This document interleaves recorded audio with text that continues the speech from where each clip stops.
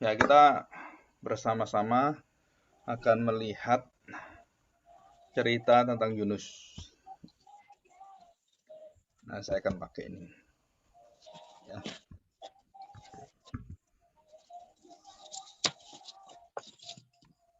Nah, ini fokus kita itu sebenarnya keajaiban-keajaiban atau mujizat yang tidak terlihat sebenarnya dan ada di Alkitab, tapi karena sering kita mendengarkan bahwa Yunus itu selalu berkaitan dengan satu mujizat yang besar itu ya, yaitu ikan yang menelan Yunus. Nah, sebenarnya cerita itu sangat menarik sebenarnya. Tetapi cerita yang menarik itu biasanya menutupi cerita yang sesungguhnya. Jadi banyak hal yang ajaib, tetapi kita nggak sampai membuka itu karena kadang-kadang Tuhan itu izinkan cerita-cerita yang dibuat oleh orang-orang Kristen sendiri dan secara tidak sadar gitu ya. Nah, cerita tentang Yunus itu tidak membukakan keaslian, ketujuan daripada kitab Yunus itu sendiri. Nah, ini kita akan belajar bersama-sama kenapa bisa seperti itu, ya. Kenapa bisa seperti itu? Nah, kita akan melihat kejadian-kejadian yang sangat unik, ya. Ada beberapa kejadian. Jumat kemarin saya ceritakan tentang 8 mujizat Yunus. Kita akan cepat aja karena kita nanti tujuannya tuh sebenarnya kenapa Yunus bisa menolak panggilan dia. Nah, itu yang kita akan cari. Sebab utamanya apa gitu ya. Nah, sebab itu tidak diceritakan, tidak dijelaskan oleh Yunus dan juga oleh Tuhan di dalam kitab Yunus. Tetapi itu ada hubungannya dengan kitab satu dua raja-raja ya, dua raja-raja 14 ayat 25. Nah, kita akan bersama-sama belajar ini. Coba kita buka kitab Yunus pasal 1 ayat 1 ya. Yunus pasal 1 ayat 1. Judul yang saya kasih itu sebenarnya bahasa Inggris ya. Karena sudah biasa pakai judul-judul yang dari bahasa Inggris, bahasa Indonesianya sebenarnya mudah. Jadi mujizat yang terlihat itu akhirnya menutupi mujizat yang banyak yang lain yang tidak terlihat. Jadi lebih daripada yang kita bisa lihat sebenarnya. Nah, itu banyak di kitab Yunus ya. Ada 8 mujizat sebenarnya. Nah, kita akan bersama-sama belajar ini. Yunus pasal 1 ayat 1. Ya, Yunus pasal 1 ayat 1. Demikian bunyi firman Tuhan. Ya, Yunus pasal 1 ayat 1. Yunus mengingkari panggilan Tuhan. Datanglah firman Tuhan kepada Yunus bin Amitai demikian. Jadi jelas sekali bahwa yang menerima firman Tuhan adalah Yunus. Dan kitab ini ditulis oleh sebagian besar bapak gereja dan juga orang-orang Yahudi percaya bahwa kitab ini ditulis oleh Yunus. Dan banyak yang tidak menerima kitab ini ditulis oleh Yunus, tetapi sebaliknya sebagian besar baik orang Yahudi yang dalam perjanjian lama maupun dalam perjanjian baru itu mengaku ini. Dan termasuk di dalamnya adalah pengakuan Tuhan Yesus ya. Nah, yang unik itu begini. Satu-satunya nabi yang dipakai oleh Tuhan sebagai simbol Tuhan Yesus sendiri itu adalah Yunus. Tuhan Yesus mengatakan di dalam Matius pasal yang ke-12 itu ya, dan juga yang lain ada, Lukas juga ada, bahwa tanda Yunus itu dipakai oleh Tuhan Yesus 2 kali. Jadi pertama tanda Yunus dia datang itu satu, dan tanda Yunus yang datang akan terjadi di akhir zaman. Jadi ini sebenarnya uh, unik sekali karena tidak ada satu nama nabi yang dipakai oleh Tuhan yang langsung yang dibicarakan oleh Tuhan Yesus sendiri, dan unik sekali Yunus yang dipakai. Bahkan cerita tentang Yunus di dalam perut ikan selama 3 hari 3 malam itu artinya bahwa Yunus itu adalah mati yang secara mati yang sesungguhnya karena cerita Yunus ini ada cerita yang literal, historis, real. Jadi artinya nyata sekali, bukan mistik, bukan parable, bukan fiksi, ya kan, atau mitos, atau legenda gitu ya, legend, atau bukan fabel. Fabel itu di cerita moral. Dan kebanyakan kita guru-guru sekolah minggu di gereja kebanyakan menceritakan Yunus itu secara fabel, secara moral. Jadi arti firman Tuhannya itu sama sekali nggak dibahas sebenarnya. Cuman bahasnya Yunus melarikan diri gitu ya. Apa sebabnya? Kenapa dia melarikan diri? Itu banyak orang tidak tahu. Nah, kita belajar bersama-sama karena kita berpusatkan pada Kristus. Itu akhirnya membuka rahasia ini. Karena kalau tidak berpusatkan pada Kristus, kita susah buka ini karena tertutup kita, ya.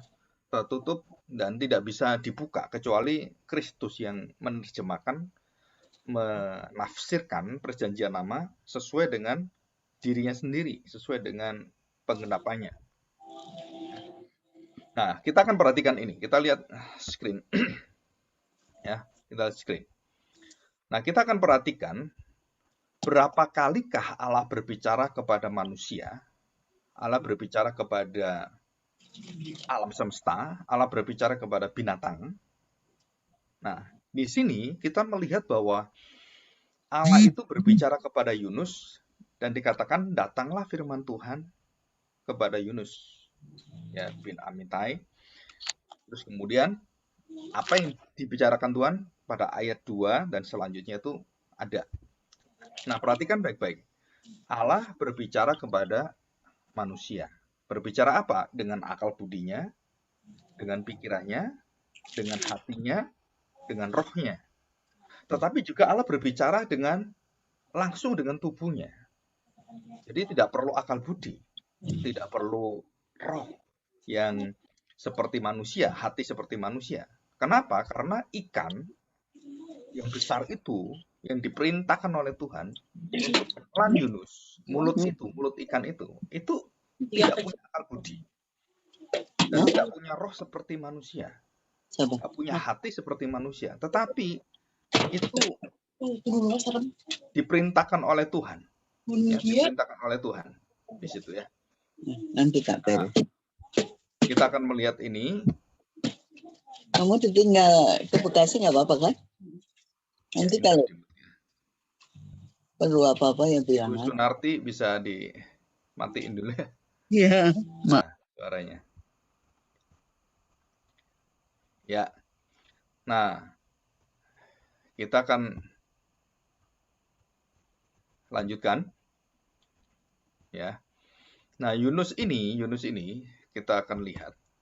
Jadi dari manusia kemudian menerima firman Tuhan dari Tuhan, ya. Manusia dari Tuhan gitu. Nah, manusia punya pikiran, punya roh, punya akal budi, punya hati kan. Nah, sedangkan Tuhan mampu berkomunikasi, berbicara kepada bukan hanya manusia, kepada keledai juga bisa. Memerintahkan keledai, bisa berbicara, bisa. Memerintahkan angin, ombak, bisa nggak? Bisa. Ya. Jadi kita harus tahu ini. Jadi Allah berkomunikasi kepada apapun itu bisa. Dan semua itu Tuhan bisa buka. Itu Tuhan. Ya, Tuhan bisa komunikasi. Ya, kita akan melihat nanti Allah berbicara kepada ikan, Allah berbicara kepada keledai yang Bileam itu, Allah berbicara kepada Yunus juga melalui apa? Melalui ulat sama gitu kan. Ulat itu didatangkan oleh Tuhan dan ulat itu berjalan, diperintahkan oleh Tuhan, mendengar perintah dan dia berjalan. Oke, ini yang kita pelajari bersama-sama. Nah, selanjutnya kita tahu bahwa Yunus ini bukan mitos, tapi jenis dari kitab Yunus itu adalah jenis kitab sejarah. Karena ada zaman pemerintahan Yerobeam, ada zaman-zaman yang dituliskan di sana, zaman pembuangan, dan nama-nama yang ada, baik itu geografis, baik itu kotanya, baik itu orangnya, pribadinya, baik itu kapalnya, dan semua itu adalah cerita yang sangat nyata. Jadi ada dalam kehidupan manusia dan sejarah manusia. Jadi ini bukan cerita fiksi, mitos, legenda, parabel, atau alegoris. Ya. Pada hari Jumat kemarin saya jelaskan ini, saya tidak jelaskan detail. Tetapi kita pegang bahwa kitab Yunus ini adalah kitab sejarah dan real, secara literal. Jadi itu semua terjadi sangat nyata. Jadi bukan angan-angan. Jadi Yunus ditelan ikan, itu betul-betul ditelan ikan. Bukan simbol. Bukan cuman itu cerita yang dikarang oleh Yunus atau dikarang oleh penulis yang lain. Itu bukan demikian. Jadi jelas sekali ada. Dan Yunus berbicara kepada kerajaan yang ada dalam sejarah. Dan itu ada tercatat dalam arkeologis. Peninggalan-peninggalan tulisan-tulisan itu ada semua. Assyria, terus Babilonia, dan lain-lain. Ada semua. Nah, kita akan belajar di dalam kitab Yunus ini adalah hal-hal yang disebut sebagai supranatural. Ya, supranatural. Allah berbicara supranatural, terus Allah memerintahkan supranatural. Dan kita akan belajar ini satu persatu. Ya, satu persatu. Ya, ini saya tuliskan di sini. Kalau nanti minta daftarnya atau minta PowerPoint-nya bisa dikasih gitu ya. Kita lihat Yunus pasal 1 ayat 4. Saya agak cepat ini ya. Pasal 1 ayat 4. Tetapi Tuhan menurunkan angin ribut ke laut, lalu terjadilah badai besar, sehingga kapal itu hampir-hampir terpukul hancur. Jadi jelas sekali Allah mendatangkan angin ribut. Dan angin ribut itu kemudian membesar menjadi badai. Sehingga badai itu bisa menghancurkan dengan angin tadi itu. Bisa menghancurkan kapal itu dengan ombak-ombak yang ada. Dan itu hampir-hampir terpukul hancur. Ombaknya begitu besar gitu ya. Nah, kita lihat ayat yang ke-15. Ayat 7 dulu ya. Ayat 7. Nah, ini juga mujizat. Ya, angin tadi mujizat. Nah, mujizatnya itu banyak, tetapi kita lihat itu cuma ikan besar gitu. Mujizatnya. Nah, kita tertutup dengan mujizat yang lain, 7 mujizat yang ajaib, yang nggak masuk akal juga. 7, lalu berkatalah mereka satu sama lain, marilah kita buang undi. Ya, undi. Atau ada berapa puluh orang di sana, kita nggak tahu. Supaya kita mengetahui kepada siapa kita ditimpa oleh malapetaka ini. Mereka membuang undi dan Yunuslah yang kena undi. Ada hal yang menarik. Apa yang menarik adalah angin itu ya semua orang tahu angin. Angin besar juga kita tahu. Ada angin tofan juga kita tahu. Kita bisa lihat ada angin tornado juga tahu. Undian juga sama. Undian itu umum. Orang mengundi juga umum. Tetapi yang dipakai di sini adalah tepat waktunya. Angin itu diperintah Tuhan. Jadi bukan terjadi angin yang natural, bukan. Yang musim dan bukan. Ini angin yang khusus diperintah oleh Tuhan. Dan dadu juga sama. Dadu itu bisa tepat kena Yunus. Itu juga Tuhan yang mengatur dan bukan yang lain. Bukan tangan orang yang dadu itu. Berapa kekuatannya. Enggak. Itu semua diatur dan ditetapkan, dikendalikan atau dikontrol oleh Tuhan. Jadi kena undi langsung tuh nama Yunus. Bagaimana mereka mengundi nggak dijelaskan teknisnya, tapi jelas bahwa nama Yunus keluar di situ. Jadi bagaimana gitu ya, mungkin pakai batu, mungkin nama Yunus, nama ini, dan kemudian diambillah satu dan kena Yunus langsung di antara nama-nama yang ada itu. Ya, ayat yang ke-15. Ya, kita lihat ini ayat yang ke-15 ya. Dari 14 saya bacakan. Lalu berserulah mereka kepada Tuhan, katanya, ya Tuhan, janganlah kiranya Engkau biarkan kami binasa karena nyawa orang ini, dan janganlah Engkau tanggungkan kepada kami darah orang yang tidak bersalah, sebab Engkau, Tuhan, telah berbuat seperti yang Kau kehendaki. Kemudian mereka mengangkat Yunus, lalu mencampakkan ke dalam laut, dan laut itu berhenti mengamuk. Jadi laut itu diperintah oleh Tuhan berhenti. Angin tadi berhenti semua dan berhenti. Jadi antara angin badai yang pertama, Lot itu undian, dan kemudian mereka berdoa memohon supaya Tuhan tidak membunuh mereka, dan dijawab oleh Tuhan, dan dicampakkanlah Yunus ke dalam laut, berhenti langsung. Dan itu tepat sekali. Begitu lempar, laut berhenti. Dan apa yang terjadi? Nah, kita lihat mujizat yang keempat, ya, setelah menenangkan laut tadi itu menjadi tenang. Yang keempat adalah, maka atas penentuan Tuhan datanglah seekor ikan besar yang menelan Yunus, dan Yunus tinggal di dalam perut ikan itu 3 hari 3 malam lamanya. Dan ini dipakai oleh Tuhan Yesus, ya, khususnya poin ini. Atas penentuan Tuhan, datanglah angin ribut, datanglah badai yang besar, terus datanglah ikan yang besar menelan Yunus atas penentuan Tuhan. Jadi semua itu ditetapkan, ditentukan oleh Tuhan dan langsung oleh Tuhan. Ikan besar itu, dan bukan hanya ikan besar itu kan, juga ikan itu 2 kali menelan dan memuntahkan. Nah, kita lihat sekarang pasal 2 ayat 10. Pasal 2 ayat 10. Lalu berfirmanlah Tuhan kepada ikan itu, dan ikan itu pun memuntahkan Yunus ke darat. Luar biasa ini ya, memuntahkan ke darat. Bagaimana Yunus tidak kepalanya dulu kena pasir, sehingga mungkin mati dia, dan dilemparkan ke atas, tidak tahu berapa puluh meter ke atas gitu ya. Bagaimana semua itu banyak penulis-penulis atau penafsir yang tidak percaya Alkitab sebagai firman Tuhan yang seutuhnya dan berotoritas penuh, mereka membayangkan Yunus waktu dilemparkan itu kok bisa hidup. Jadi ini mitos ini. Mereka berkata bahwa ini karangan aja. Nggak ada. Ikan nelan itu nggak ada.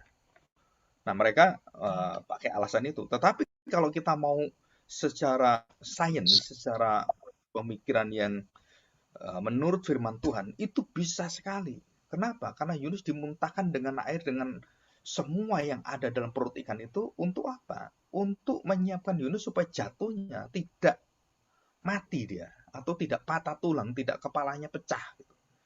Dan pakai apa? Pakai air. Dimuntahkan dengan air juga. Sehingga air itu sebagai hamparan Yunus waktu mau kena pasir di laut. Jadi dia berada tidak mati. Kenapa? Karena diiringi dengan air. Jadi tidak terjadi kesalahan, bahkan tidak luka apapun. Ya, di situ. Nah, kita akan belajar ini. Nah, yang selanjutnya kita akan lihat pada pasal yang keempat, pasal keempat. Ya, ayat 6, 7, 8. Kita lihat ini. Pasal 4 ayat 6. Lalu atas penentuan Tuhan, nah sekali lagi, ditetapkan Tuhan, atas penentuan Tuhan, Allah tumbuhlah sebatang pohon jarak melampaui kepala Yunus untuk menaunginya agar ia terhibur daripada kekesalan hatinya. Yunus sangat bersuka cita karena pohon jarak itu. Wah, dia senang sekali. Kenapa? Panas tuh sekarang, dingin sekali, enak. Jadi bisa tiduran gitu ya. Kenapa? Karena dingin sekali dari panas itu. 7. Ini yang mujizat ke-6 ya. Mujizat ke-6. Ayat yang ke-7. Keesokan harinya ketika fajar menyingsing, matahari itu mulai kelihatan. Atas penentuan Allah datanglah seekor ulat yang menggerek pohon itu sehingga layu. Atas penentuan Tuhan, ulat itu bisa datang untuk menggerek. Jadi makan semua itu daun-daun itu dengan cepat, dan cepat atau berapa cepatnya, berapa menit, berapa jam itu habis. Dan matahari itu menyingsing itu benar-benar panas lagi gitu ya. Jadi perhatikan baik-baik. Jadi mulai dari ikan yang besar yang di laut sampai binatang yang seperti kepompong itu ya, yang kecil itu, ulat itu bisa datang. Dan berapa lambatnya ulat, kita tahu ulat ya, jalannya nggak seperti ikan besar yang cepat seperti itu. Ulat itu jalannya, kapan jalannya ulat itu, dan sudah tiba di sana, dari mana datangnya ulat itu, kita nggak masuk akal semua. Ulat itu bisa dididik, bisa artinya tuh diarahkan. Dan kita nggak pernah ada sirkus yang mengarahkan ulat, ya kan?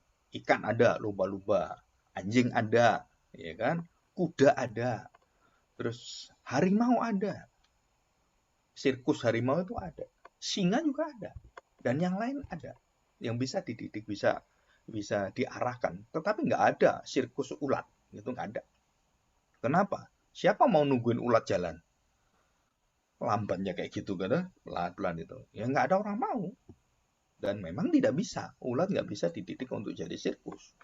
Burung masih bisa, Ya, binatang yang kecil itu bagaimana didiknya? Bagaimana saya berbicara dengan ulat itu bisa mengarahkan dia? Nggak bisa. Dan itu benar-benar keajaiban. Ya, pohon jaraknya itu tadi, dan kemudian ulat. Dan yang terakhir adalah penentuannya begini. Ada panas yang terik, angin dari timur. Nah, sekali lagi, angin dari timur yang dipakai Tuhan untuk apa? Membuat seluruh fasilitas yang Tuhan berikan pada Yunus itu diambil kembali dalam sekejap. Terus ayat ke-9. Lihat ayat 9 sekarang. Ya. Nah, ini ayat ke-9. Tetapi berfirman Allah kepada Yunus, layakkah engkau marah karena pohon jara itu? Jadi seluruh peristiwa yang ada ini untuk membawa iman Yunus, untuk membawa Yunus mengerti tentang hati Allah, mengerti tentang apa sih keinginan Allah itu sebenarnya. Ya, di sini. Tetapi berfirman Allah pada Yunus ya. Jadi layakkah engkau marah? Nggak layak sebenarnya. Jawabannya jelas. Nggak layak kamu itu marah. Jawabnya selayaknya lah aku marah sampai mati. Yunus ini kurang ajar sekali. Jadi dia waktu fasilitasnya nggak ada, dia marah. Kenapa? Kamu ngasih terus kamu ambil itu apa-apaan? Tuhan ini Tuhan macam apa gitu. Jadi dia tidak terima dengan cara Allah memelihara Yunus. Dan kita banyak seperti itu. Kita banyak bertanya dan tidak terima dan banyak hal yang kita pertanyakan dalam hidup kita ini. Ya. Perhatikan ayat ini. Ayat 10. Lalu Allah berfirman. Allah itu baik sekali ya, sabar dengan Yunus. Yunusnya sabar, tapi Allahnya yang sabar. Engkau sayang kepada darah itu yang untuknya, perhatikan, sedikit pun engkau tidak berjerih payah dan tidak engkau tumbuhkan. Jadi usaha manusia, usaha Yunus untuk menumbuhkan itu nggak ada sama sekali. Nah, kenapa kamu marah? Layakkah kamu marah? Yang buat itu siapa? Bukan kamu, bukan usahamu. Yang bisa menumbuhkan siapa? Engkau tidak bisa tumbuhkan. Yang tumbuh dalam satu malam dan binasa, hilang dalam satu malam.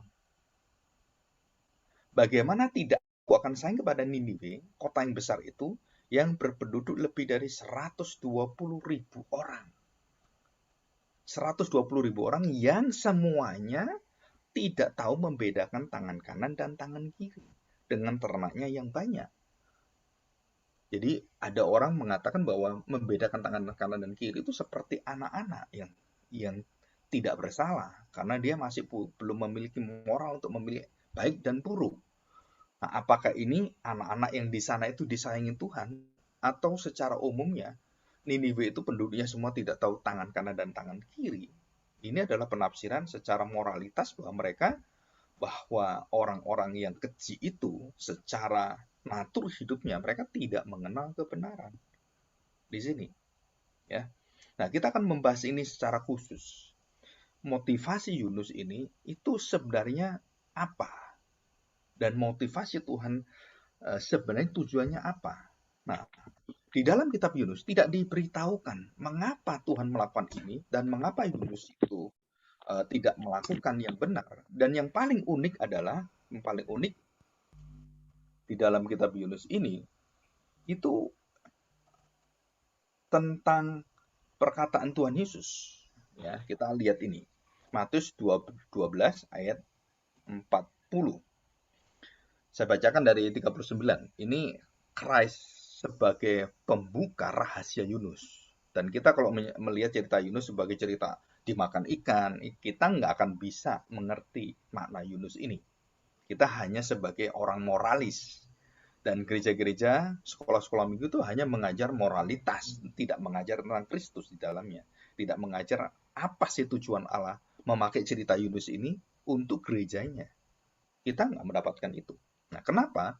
Karena kita salah dan kita mengambil pelajaran-pelajaran yang sesuai dengan kaidah-kaidah moral dan hati manusia, tetapi bukan hati Allah, bukan kaidah moral Allah, bukan. Nah, kita akan lihat ini. Ayat 39, Matius pasal 12 ayat 39. Tetapi jawabnya kepada mereka, angkatan yang jahat, yang kejam ini, yang menolak Tuhan ini, dikatakan dan tidak setia, ini menuntut suatu tanda. Siapa yang menuntut? Orang Farisi, ahli Taurat, dan pemimpin-pemimpin agama menuntut Tuhan Yesus untuk menyatakan tanda. Dan tandanya sudah banyak. Air menjadi anggur dan banyak mujizat-mujizat. Masih minta tanda. Nah, tanda apa yang dikasih? Tanda yang tidak ada tandanya nanti. Tanda tanpa tanda. Sign unsign artinya gitu ya. Nah perhatikan, tetapi kepada mereka tidak diberikan tanda selain tanda Nabi Yunus. Luar biasa ini. Jadi tanda-tanda mujizat Tuhan Yesus, orang mati dibangkitkan, orang lumpuh bisa bangkit, bisa berjalan gitu. Kemudian orang buta bisa melihat, orang tuli bisa mendengar, orang sakit-sakit semua itu bisa disembuhkan. Wah luar biasa, setan-setan bisa diusir. Apakah motivasi Tuhan Yesus hanya menunjukkan kehebatan dia? Wah saya ini manusia yang luar biasa, karena saya adalah Allah sendiri. Apakah itu tanda-tanda itu? Perhatikan, mereka masih minta tanda. Dan tanda di atas segala tanda adalah tanda Yunus. Maksudnya apa? Bahwa dia mengatakan tanda Yunus adalah tanda kedegilan dan kamu menjauhkan hati dari Tuhan seperti Yunus. Yang tidak mau mendengarkan dan melarikan diri, menjauhkan diri dari Tuhan. Padahal sudah dipanggil jelas oleh Tuhan. Dan kemudian apa yang terjadi? Yunus harus mati. Menerima panggilan itu. Dia harus di dalam perut ikan. Dia berada di Sheol. Dia jelas mengatakan pada pasal kedua, aku di dalam Sheol, aku di dalam alam kematian. Bukan mitos, bukan sesuatu yang simbolis. Itu betul-betul literal mati. Karena kitab Yunus adalah kitab historis, kitab literal. Jadi cerita dalam kitab Yunus itu bukan simbol-simbol, bukan. Ini adalah cerita yang nyata di dalam perut ikan, betul-betul dalam perut ikan. 3 hari 3 malam, ya betul-betul 3 hari 3 malam. Dalam artian, itu adalah waktu yang 3 hari secara kondisi yang ada. Dan dia di sana dikatakan dia mati. Aku dalam alam kematian. Jadi Yunus itu tanda petik mati. Atau boleh katakan sekarat. Jadi nyawanya itu ada di dalam kematian. Dan Tuhan kemudian balikkan dia hidup. Seperti Tuhan Yesus 3 hari mati. Secara literal, secara nyata. Yunus juga mati. Dua kitab ini sama. Dan disinilah ada satu rahasia yang kita tidak pernah dijelaskan. Bahwa 3 hari 3 malam itu Yunus itu ngapain? Masih hidup. Oh dia masih berjuang gitu. Enggak. Dia nggak bisa apa-apa. Dan dia mati. Ini adalah kebenaran yang kita seringkali nggak mengerti atau ngeh gitu kan. Atau paham betul atau klik di sini. Nah saya ingin kita belajar secara teliti. Nanti juga hubungan Yunus dengan Nahum juga sama. Kitab Nahum. Itu yang mengatakan bahwa bangsa Niniwe akan dihapuskan dan dilenyapkan oleh Tuhan dengan kemarahan murkanya yang luar biasa. Di sini kemurahan belas kasihan yang luar biasa. Tetapi ada waktu Tuhan selama berapa puluh tahun bangsa Niniwe yang sudah bertobat kemudian keturunannya jahat lagi. Dan Tuhan mengatakan nggak ada ampun lagi sekarang. Dan sekarang aku akan membalaskan semuanya dan aku akan lenyapkan engkau. Dan sangat mengerikan. Kitab Nahum itu adalah murka Tuhan, balas dendam Tuhan kepada bangsa Niniwe. Coba kita lihat ini. Apa ya. Mami dibawa nggak? 2 ini. Gitu ya. Nah kita akan coba lihat ayat yang ke-40. Sebab seperti Yunus tinggal di dalam perut ikan 3 hari 3 malam, demikian juga anak manusia akan tinggal di dalam rahim bumi 3 hari 3 malam. Perhatikan, di dalam perut ikan, di dalam perut bumi, 2 ini sama. Apa statusnya? Mati. Ya. Nah, ayat 41. Pada waktu penghakiman, orang-orang Niniwe akan bangkit bersama angkatan ini dan menghukumnya juga. Sebab orang-orang Niniwe itu bertobat setelah mendengar pemberitaan Yunus, dan sesungguhnya yang ada di sini lebih dari Yunus, yaitu Yesus sendiri. Maksudnya apa, Pak? Jadi Yunus itu dipanggil oleh Tuhan untuk menyatakan kemurahan, belas kasihan Tuhan kepada bangsa Niniwe dengan apa? Dengan khotbah misi. Kalau kamu tidak bertobat, kamu akan ditunggang balikan oleh Tuhan. Kamu akan dilenyapkan oleh Tuhan. Kamu akan dimurkai oleh Tuhan. Jadi Yunus itu berkhotbah tentang hukuman Allah. Dan tentang apa? Belas kasihan Allah. Kalau kamu tidak bertobat, kamu akan dihancurkan oleh Tuhan. Kalau kamu bertobat, Tuhan akan menyesal dan Tuhan akan memberkati kamu. Tuhan akan melindungi kamu. Tuhan akan memberikan kasih-Nya. Tuhan akan memberikan keselamatannya kepada bangsa Niniwe dan kepada raja Niniwe. Dan apa yang terjadi? Yunus melihat bahwa yang terjadi adalah dia kaget sekali. Seluruh bangsa itu, rajanya dan semuanya itu bertobat. Dan bukan hanya itu, binatang-binatangnya juga bisa disuruh berpuasa. Kok bisa ini? Nah, dia menolak itu. Kenapa dia menolak itu? Nah, ini ada ceritanya. Kenapa dia menolak itu? Nah, kita harus tahu cerita ini dari mana. Nah, kita lihat Yunus pasal 1 ayat 1. Yunus pasal 1 ayat 1. Ya. Perhatikan, 2 Raja-Raja 14 ayat 25. Di situ ada titik bintangnya. Nah, saya akan bacakan. 2 Raja-Raja pasal 14 ayat 25. Ia mengembalikan daerah Israel dari jalan masuk ke Hamat sampai ke Laut Araba, sesuai dengan firman Tuhan Allah Israel yang telah diucapkannya dengan perantaraan hambanya Nabi Yunus bin Amitai dari Gad Hefer. Gad Hefer itu adalah daerah Kapernaum, Bethlehem, Nazaret. Nah, itu daerah di sana, daerah-daerah Tuhan Yesus ya sekeliling. Nah, itu adalah Nazaret, Kapernaum. Kita masih ingat Galilea, Kapernaum adalah tempat di mana Tuhan Yesus meletakkan misinya dan meletakkan Injilnya itu sebagai tonggak sejarah. Kapernaum itu berkaitan dengan Nahum, Kapernaum. Dan asal daerah Yunus sama dengan Tuhan Yesus. Masa kecil Yunus di Nazaret, Tuhan Yesus juga di Nazaret. Masa kecil Yunus berkaitan dengan Danau Galilea, itu juga sama dengan daerah yang perairan juga. Nahum sama dengan latar belakang Tuhan Yesus, Yunus sama dengan latar belakang Tuhan Yesus. Dan kedua cerita ini dipakai Tuhan. Dan khususnya Yunus. Apa yang terjadi? Perhatikan baik-baik pada ayat yang di atas 24 dikatakan bahwa Yerobeam ia melakukan apa yang jahat di mata Tuhan. Ia tidak menjauh dari segala dosa Yerobeam bin Nebat yang mengakibatkan orang Israel berdosa pula.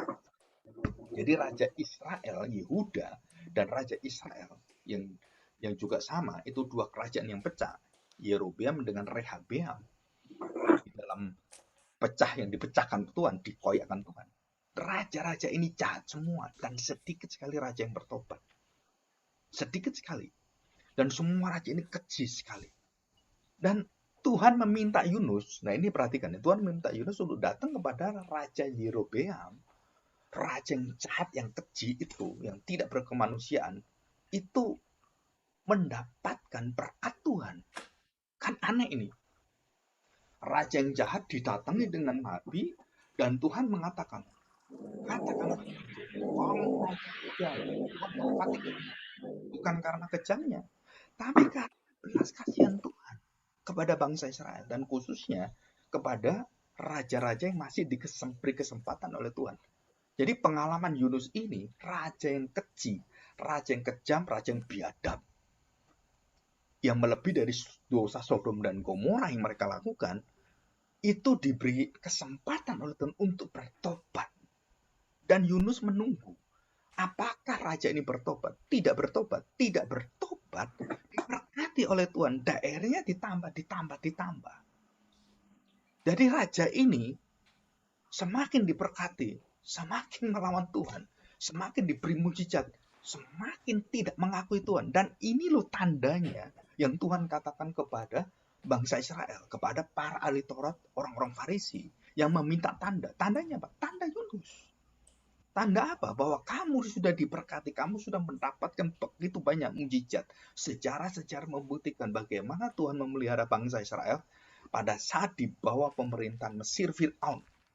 10 tulah dinyatakan, 10 mujizat di padang gurun dinyatakan, dan begitu banyak yang luar biasa yang lain. Hidup mereka begitu mengalami kesejahteraan yang luar biasa. Apakah Raja Israel, bangsa Israel, Raja Yehuda ini kemudian menyembah Tuhan, kemudian mengagungkan Tuhan? Tidak. Perhatikan ya. Jadi Tuhan memegang perjanjiannya, tapi bangsanya itu tidak mau mendengar, menolak dia. Bahkan anaknya sendiri datang, itu dibunuh oleh bangsa Israel. Diadili oleh agama, diadili oleh bait Allah, diadili oleh pengadilan. Coba bayangkan. Tanda Yunus ini. Jadi raja ini waktu diperintahkan dan diberitahukan kepada Yunus, Nabi Yunus, untuk memberitahu raja ini, suruh bertobat, nggak bertobat. Dan waktu tidak bertobat dan tidak bisa berubah hatinya, Tuhan berkati. Kenapa Tuhan berkati terus? Tuhan berikan kesempatan yang luar biasa, termasuk hidup kita. Kenapa orang jahat itu kok semakin hari semakin diberkati Tuhan? Kenapa ini orang di dalam gereja yang jahat ini bisa seperti itu? Dan semakin kaya Pak dia.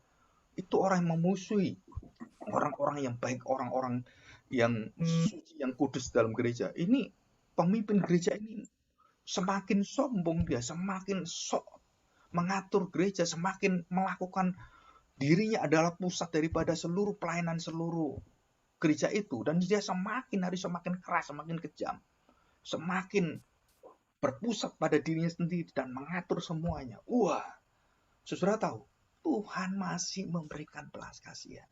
Jadi kita juga harus sama seperti itu Tuhan. Kita harus mengatakan bahwa Tuhan itu luar biasa baik. Kalau sampai orang jahat masih diberkati Tuhan, bangsa yang biadab masih diberkati Tuhan, itu artinya apa? Betapa dalamnya hati Tuhan memberikan belas kasihnya, menantikan pertobatan. Nah, ini terjadi kepada bangsa Israel, kepada Raja Yerobeam. Dan sekarang pengalaman Yunus yang dengan Raja Yerobeam ini, kemudian dia diperintahkan kepada Raja Niniwe. Ya ini rahasianya. Nah di kitab Yunus nggak ada ini. Di kitab 2 Raja-Raja 14-25 ada. Nah apa yang terjadi? Yunus diperintahkan untuk berkhotbah pertobatan kepada bangsa Niniwe. Sama kepada Raja Yerobeam bangsa Israel. Dan waktu dia melihat hasilnya, orang kejam, orang biadab, raja yang bengis, raja yang tegar tengkuk ini tidak bertobat. Dan Tuhan berkati mereka. Bagi Yunus, nggak masuk akal ini. Tapi dia bisa terima. Kenapa? Karena bangsa Israel. Ngerti ini ya? Karena bangsa pilihan Tuhan. Ya tetap bangsa pilihan Tuhan. Dan kemudian dia berpindah kepada bangsa yang tidak dipilih Tuhan. Raja yang tidak diurapi oleh Tuhan. Dan waktu dia melihat itu dan dia tidak terima. Kenapa? Karena pengalaman yang ada dengan Yerobeam. Ngapain saya kepada raja itu? Apalagi dia tidak dipilih oleh Tuhan. Dia raja yang kejam, lebih sadis daripada Yerobeam. Dan dia adalah bangsa biadab, bangsa kafir. Jadi kalau saya memberitakan Injil kepada mereka, sia-sialah. Buat apa? Ini aja yang bangsa pilihan Tuhan aja nggak terima. Dan Tuhan berkati buat apa juga. Nah sekarang saya diminta untuk kepada Raja Niniwe. Nah pengalaman Yunus yang tidak diceritakan dalam kitab Yunus, tapi diceritakan dalam 2 Raja-Raja 14 ayat 25. Itu menjadi penolakan Yunus kepada panggilannya. Jadi bisa ngerti ini ya. Ini rahasia ini yang tidak pernah diceritakan dalam cerita Yunus. Padahal ini pentingnya kitab Yunus. Bagaimana merciful. Tahu arti Yunus? Yunus itu artinya merpati. Yunus, Jonah. Dimanapun Tuhan perintahkan, Yahweh itu meminta, kamu harus ikut. Nah sebaliknya Yunus itu seperti satu sindiran nama dia. Kenapa kamu namamu merpati, kamu kok jadi burung kagak? Kenapa kamu merpati kok jadi burung hantu? Seperti itu. Menolak Tuhan. Nah itu arti kata Yunus adalah dia seperti merpati. Dia tulus. Dia melakukan itu. Tapi pengalaman dia dengan Raja Yerobeam, dengan firman Tuhan pada Yerobeam itu menjadi satu struktur dalam panggilan dia menolak kepada orang-orang ini. Kenapa menolak? Karena sudah terjadi seperti ini kenyataannya. Dan dia pasti berpikir, ya ini sama, apa bedanya? Dan lebih parah ini. Ini bangsa bukan pilihan, raja bukan yang diurapi Tuhan dalam arti nabi-nabi yang ada dan kemudian ada yang mengangkat dia, dan ini nggak ada perjanjiannya sama sekali. Nah, Yunus diminta oleh Tuhan, walaupun dia menolak mereka, dia menjauhkan diri dari Tuhan. Dia akhirnya dikembalikan seperti merpati. Jadi merpati yang negatif ini ya. Jadi dikembalikan sebagai burung pos untuk mendeliver, untuk mengirimkan pesan Allah kepada bangsa yang biadab. Jadi kamu itu merpati, kamu bukan penghakim. Jadi penginjil itu bukan penghakim, penginjil itu pemberita Injil, pemberita sukacita, pemberita pengampunan, pemberita satu hati Tuhan yang murah sekali, kemurahan Tuhan, maha sabar Tuhan. Dan Yunus mengerjakan itu dengan jengkel hatinya, dan dia tetap akhirnya menjalani karena dia dimuntahkan oleh ikan ke tanah Niniwe, daerah Niniwe. Dan disitulah dia berkhotbah. Dan apa yang terjadi? Sudah tahu, yang terjadi adalah raja bertobat dan memerintahkan semua rakyatnya, memerintahkan semua binatang peliharaan ikut untuk bertobat. Nah, di sini Yunus jengkel luar biasa. Kenapa? Saya tanya. Kenapa Yunus jengkel luar biasa? Loh, kenapa Yerobeam nggak ditobatkan Tuhan? Kok kamu nobatkan Raja Niniwe? Wah, bagi kita nggak masuk akal. Bagi Yunus juga nggak masuk akal. Loh Tuhan, kenapa ini bangsa kamu pilih, kamu buang seperti itu? Bangsa yang dibuang kamu pilih. Yang bukan umatku, jadi umatku, yang umatmu, yang kamu sayang, kamu buang jadi bukan umatku lagi. Itu perkataan dari Hosea punya anak, 3 anak. Kita tahu Yisrael, lo Ami, lo Ruhuama. Kamu bukan umatku lagi, aku buang engkau selama-lamanya. Tapi bangsa kafir, bangsa biadab ini yang tidak ada perjanjian, mendapatkan perjanjian Tuhan dan diikat oleh perjanjian Tuhan. Nah, di sini kita lihat dua konteks inilah Yunus itu melawan Tuhan. Jadi Yunus dengan Petrus sama, Yunus dengan Yudas sama. Kenapa sama? Karena pikirannya itu adalah mirip seperti Yunus, mirip seperti Petrus. Menolak belas kasihan Allah kepada bangsa-bangsa. Kok enggak kamu dulukan bangsa Israel? Paulus sampai meminta apa? Paulus sampai meminta, biarlah saya binasa, dikutuk oleh Tuhan, asal bangsa Israel ini engkau berkati, engkau selamatkan. Saudara bayangkan kalau saya punya anak yang tidak bertobat dan dia melawan Tuhan. Waduh, bagaimana kita bisa melihat anak kita masuk dalam neraka? Maka satu kasih yang dalam timbul dari hati yang murni dan digerakkan oleh Tuhan. Banyak orang tua, kalau anaknya sakit, kalau anaknya dalam sekarat, meminta kepada Tuhan supaya dipindahkan sekaratnya, dipindahkan sakitnya ke dalam dirinya. Biarlah saya yang sakit Tuhan, biar saya yang mati, anak saya bisa hidup. Nah, sama. Betapa dalam kasihnya, betapa dalam kemurahannya, belas kasihan Allah itu.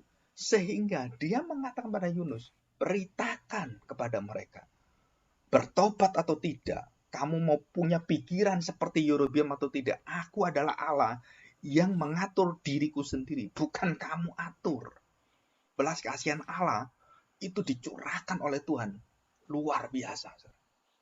Coba kita lihat pikiran kalau kita balik. Harusnya Yerobeam diberkati Tuhan dan mendapatkan suara nabi dan diberkati terus. Dia harusnya bertobat. Ini enggak.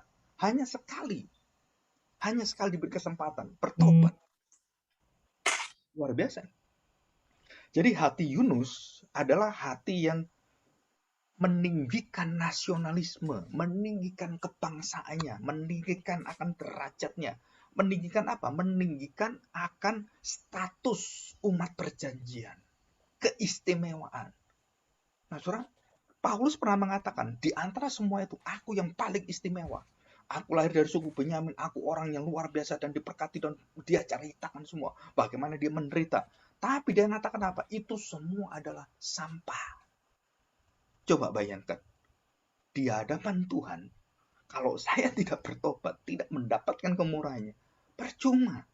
Nah, Yunus mengangkat keistimewaan bangsa Israel, keistimewaan umat perjanjian itu menjadi satu tuntutan untuk Tuhan memperhatikan bangsa Israel. Kenapa kamu perhatikan Niniwe dan rajanya? Kamu tobatkan Niniwe dan rajanya. Kok kamu tidak tobatkan umatmu, pilihanmu? Kamu kok buang dia? Kamu bukan Tuhan. Kamu bukan Tuhan perjanjian. Bagaimana bisa seperti ini?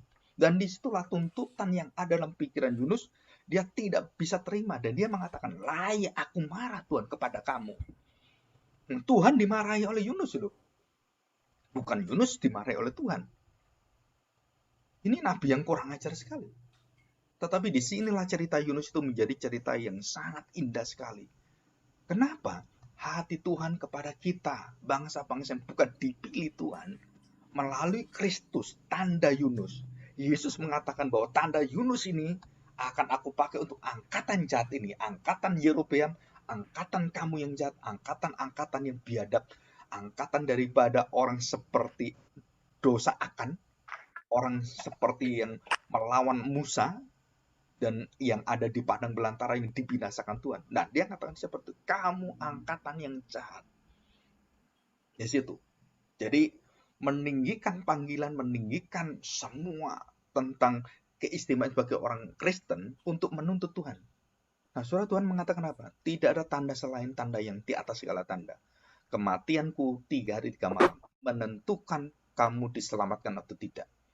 Jadi, saudara, secara prakteknya, secara doktrin for life, pengajaran untuk hidup kita di dalam Kristus itu apa? Saudara, banyak gereja yang terus mengajarkan tentang kesembuhan, tentang mujizat, tentang hidup yang sejahtera dan banyak yang lain. Tetapi kita harus tahu, jelas sekali kepada bangsa Israel, berkat yang melimpah, tanda yang banyak, tidak membuat hati bertobat. Bahkan mengeras sekali. Sedangkan bangsa yang biadab karena kasih Allah, kemurahan Allah, itu bisa diterima oleh Tuhan. Maka kedua perbandingan ini membuat kita sadar dan kita bersyukur. Kenapa? Tuhan masih memegang perjanjiannya dan mengasihi bangsa Israel. Bahkan Tuhan juga mengasihi orang-orang yang tidak dalam perjanjiannya. Dalam perjanjian dengan Abraham. Tetapi ada perjanjian baru yang melalui iman Abraham, bangsa-bangsa diberkati oleh Tuhan. Dan di dalam siapakah iman Abraham ini? Di dalam Kristus, keturunan dia, Mesias, yang akan memberikan tanda.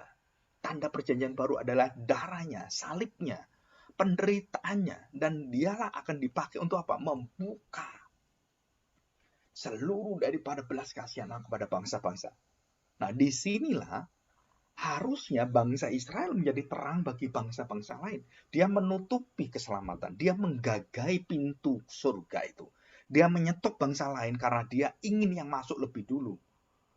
Mereka ingin bangsanya ini yang diutamakan, bangsa lain dibuang oleh Tuhan. Dan disinilah maksud Tuhan adalah dengan Kristus yang mengatakan tanda Yunus, bahwa dia akan membuka keselamatan bagi bangsa-bangsa termasuk Raja Niniwe, orang-orang biadab. Dia bukakan untuk orang-orang pelacur, orang-orang yang kerasukan, orang-orang yang di dalam sakit penyakit, orang yang miskin, orang-orang yang lemah, orang-orang yang hina. Aku berikan semuanya. Kamu yang merasa tinggi hati dengan Tauratmu, dengan sunatmu, aku buang kamu semuanya. Dan hanya di dalam aku barulah ada keselamatan. Dan itulah tanda Yunus. Jadi Yunus tidak mau menolak panggilannya, menjauh dan marah pada Tuhan. Karena apa? Kenapa raja ini tidak kamu tobatkan? Kenapa Niniwe kamu tobatkan? Dan itulah jawaban kita. Dan kita sering berpikir seperti Yunus. Kita sering kali mengandalkan berkat-berkat mujizat-mujizat yang luar biasa. Kita melupakan darah Kristus, darah perjanjian. Hidup serupa dengan Kristus. Hidup di dalam ketaatan, kekudusan bersama dengan Kristus. Nuntut terus. Dalam doa kita maunya semua itu beres semuanya. Semua jalan lancar semua. Dan doa seperti ini, doa yang menyangkali tanda daripada Yunus. Dan kita berdoa di hadapan Tuhan. Tuhan, kondisi yang ada pada saya adalah anakmu. Loh, anakmu kan harus diperhatikan doanya. Aku menyebut engkau Bapa. Kenapa kamu ampun dengarkan aku? Sama seperti Yunus. Dan saudara harus tahu, bahwa kemurahan Tuhan begitu banyak mengalir dalam hidup kita. Walaupun kita dalam kelemahan, walaupun kita dalam pergumulan berat, saudara, hitung berkat Tuhan satu persatu. Dari kita mulai hidup sampai kita ketemu Tuhan sampai hari ini, dengan kondisi kita yang terbatas, dengan keadaan apapun, maka kita akan berkata, Tuhan, jadikan aku merpatimu, jadikan aku utusanmu, saksimu.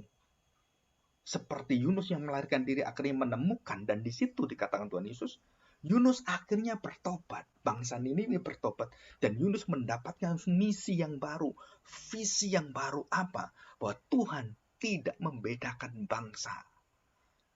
Jadi Tuhan waktu memilih Israel adalah untuk memilih bangsa-bangsa lain. Tuhan waktu memilih Abraham bukan hanya untuk keturunan Abraham secara fisik, tapi untuk keturunan seluruh bangsa-bangsa. Dan ini loh fungsinya iman Kristen, misi Kristus. Dan kita harus percaya ini adalah satu panggilan Kristen yang akan menentukan kamu hidup di dalam murka Tuhan atau kamu hidup dalam kasih Tuhan. Dan ini panggilan kita. Kalau kita bermalas-malasan menjauh seperti Yunus, kita akan tahu akibatnya. Dan panggilan itu adalah panggilan yang terbuka dan tidak ada diskriminasi, tidak ada perbedaan ras, tidak ada perbedaan latar belakang. Oh, ini orang miskin, jangan kita layani. Enggak ada perbedaan semua.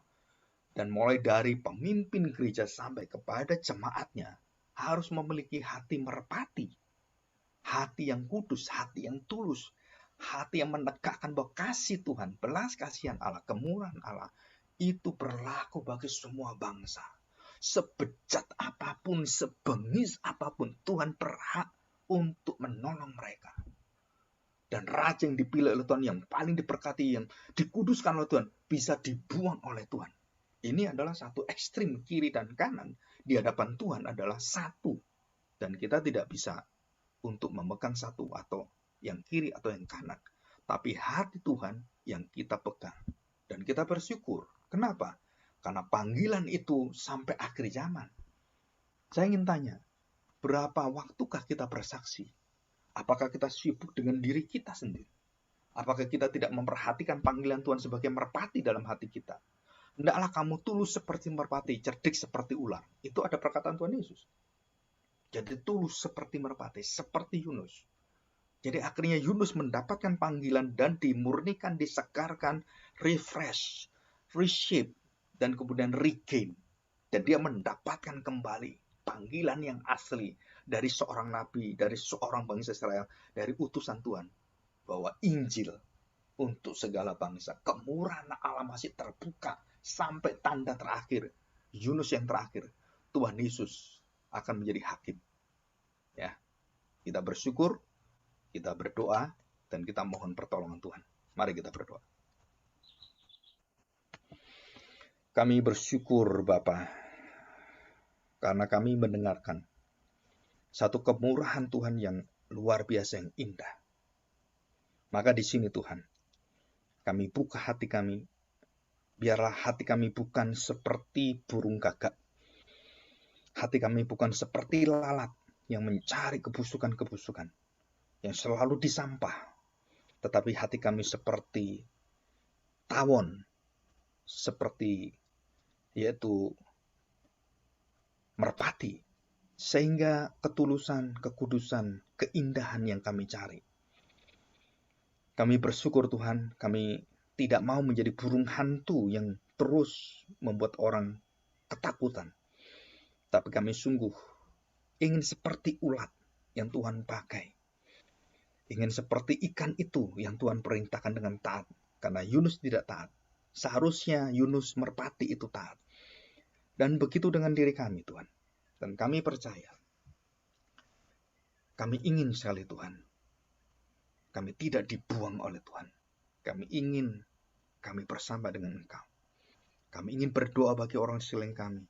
Hati Yunus, hati Kristus itu terus mengalir. Seperti hati Bapa mencari dan menunggu menanti anak yang terhilang. Dan memulihkan semuanya di hadapan-Mu. Terima kasih Tuhan. Biarlah panggilan kami adalah panggilan bukan hanya semata-mata untuk pekerjaan kami di dunia, tetapi menginvestasikan waktu kami, hidup kami, keuangan kami, keterampilan kami untuk memperlebar, mencari, dan mendahulukan kerajaan Allah. Dan kebenaran-Mu Tuhan ada di dalamnya. Dalam nama Tuhan Yesus, kami serahkan doa kami. Amin.